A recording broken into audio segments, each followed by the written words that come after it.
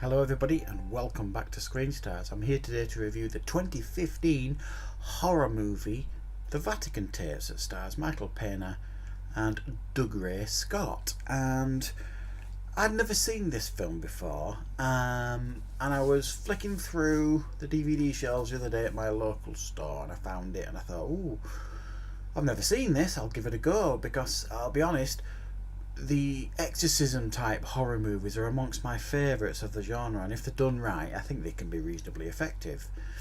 If done wrong they can be an absolute pile of rubbish. Now where does this film fall in that category? Somewhere in between, I suppose you could say. I have to say I was really quite disappointed with this movie. When I looked at the cast, like I said, it's got Michael Pena and Doug Ray Scott. It's got a decent production values behind it, and I'd not really heard much about this movie, and the reason why is it's not got a great reputation. What we get with this movie essentially is, again, it's one of those paint by numbers horror movies that you've seen many times before that doesn't do anything new with the genre.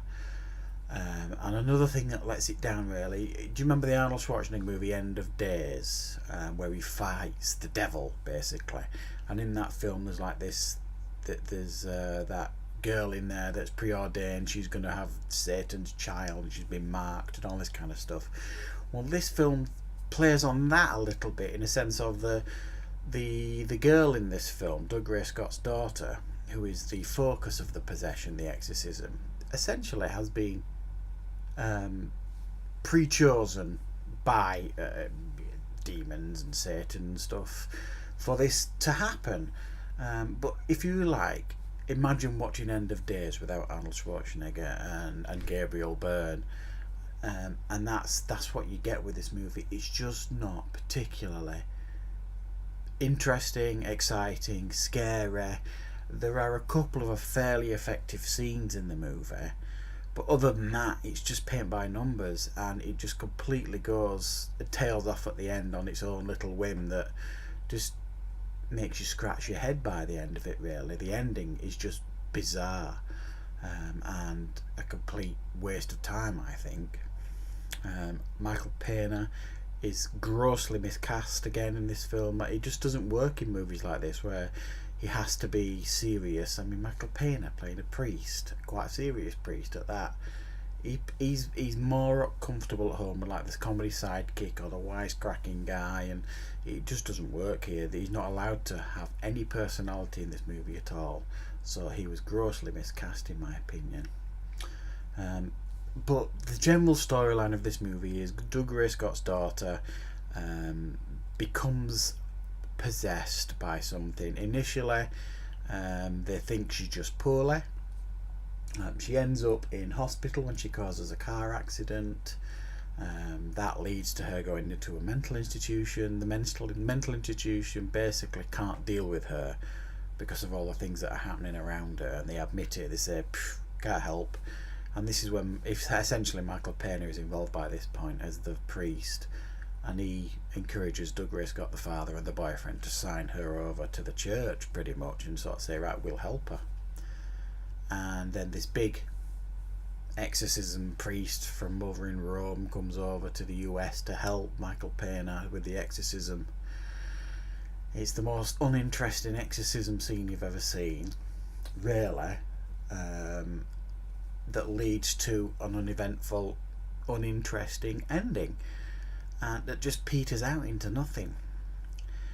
It's a real shame because there was some good ideas in this movie, quite effective things that went on in this movie, and I thought the girl, let me just have a look, it's Olivia Taylor, what was she called? Olivia Taylor Dudley. I thought she was pretty good as the girl who was possessed by this thing. I thought she played the role pretty well,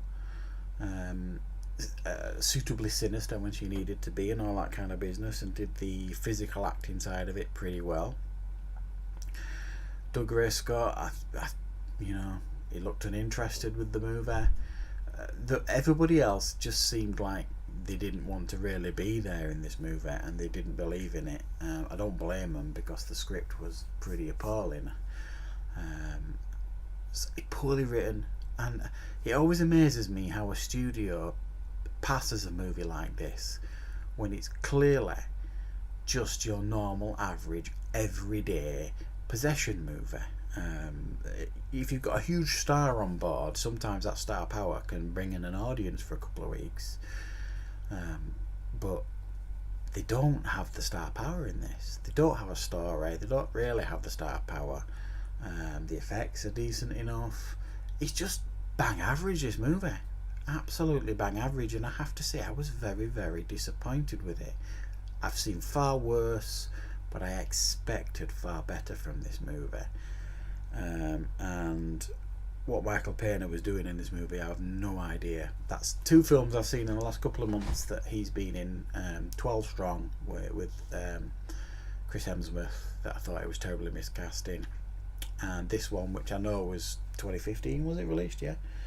That I just thought woefully miscast in this as well. So this is one to avoid, guys, unless you really, really are quite forgiving in these type of movies when it comes to horror, exorcism, possession type movies. I have to say it didn't give me anything in this movie to make me ever want to watch it again. But see what you think, guys.